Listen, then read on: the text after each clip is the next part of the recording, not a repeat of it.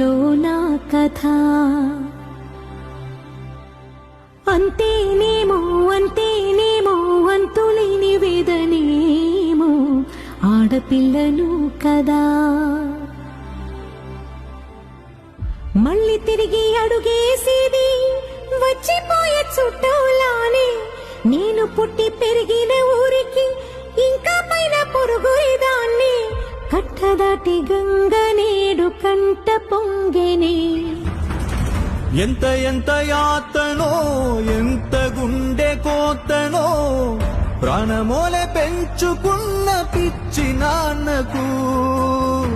దూలమిరిగి భుజముపై పడిన పిడుగు పాటిది. ఇంతకన్నా నరకమే లేదు జన్మకు.